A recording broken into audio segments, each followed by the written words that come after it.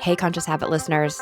My goal is to help support you on your journey of discovering how to live from your highest and most fulfilled self at home and at work. And in that vein, I have some thoughts I'd like to share with you today. So meditate on this. Let's talk about conflict. Some of us handle it well, some of us not so much. Maybe some of us are the creators of it way too much, and others may run away from it altogether. But I think some of our greatest lessons of becoming a more conscious human being lie in the conflict that we may be experiencing.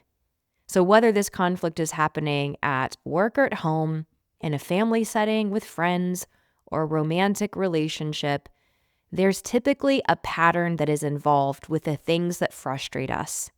So let's break down how to deal with conflict more consciously.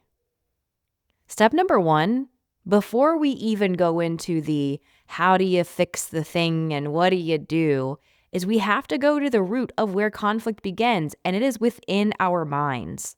Because the truth is nothing on this planet is good or bad until we give it permission to be. And so why are we upset? What pushed our buttons? What is it about this situation or this person that frustrates us? There are nearly always lessons for us lying beneath in the frustration. Because the frustration is also a reflection of our judgments.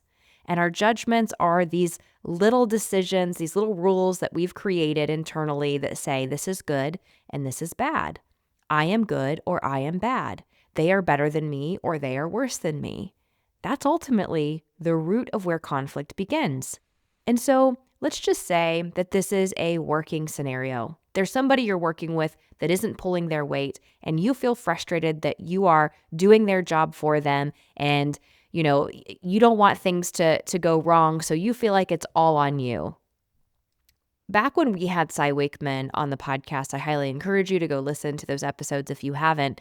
I really love her breakdown where she says, hey, we got to get rid of all of the extra emotional stuff that we have added on to situations because we're trying to deal with a reality that isn't real.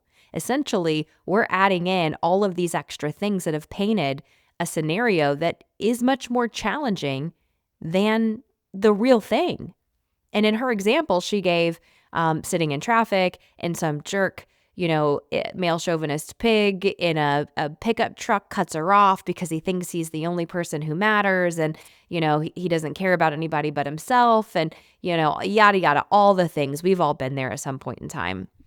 And when she broke it down and took the emotional stuff out, essentially what was left is someone got in front of me and left less room than I desire between their vehicle and mine. Isn't that a much easier scenario to deal with? Because in fact, there is no issue at all. It just is what it is. But issues are created in our mind when our judgments creep in.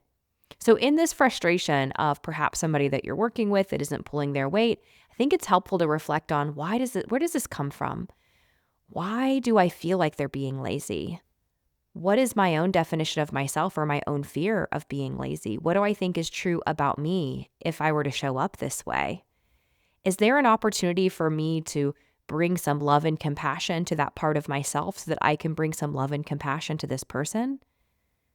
That's step 1, digging in. What is the judgment I have? Where is that judgment true for myself? And where do I project that on the world around me? Where do I need to bring some love, compassion, and understanding? The next step that we might take is then looking at the story that we're telling. So if we're saying this person doesn't care, they've thrown this on me, I now have to take responsibility for it, or fill in whatever your specific scenario is, we've added in all that extra emotional junk. They don't care. We don't know if that's true or not. That's our perception we've added on. Take it out. So what is true? Someone that I happen to work with didn't complete something needed to be completed. That's what's true. What we make our reality is now it's my responsibility. It's on my shoulders. It's up to me. Or, they don't care. They're not in it. And in truth, it's just they didn't do what was needed to be done. That's it. That's a much easier reality to then deal with. We can address that easier because we don't have all of the emotional layering on it. To be more conscious in the midst of any kind of conflict, I think it requires us to slow down and go within, be compassionate and curious, and realize what old hardwiring might be driving this view that I'm having. What old hardwiring might be creating rules that don't really work for me, but I'm expecting them from other people. Where can I bring some love and compassion and empathy to that part of me that created that rule?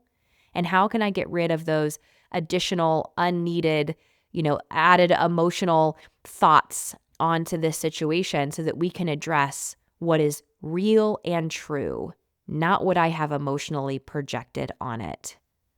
Nothing is good or bad until we give it permission.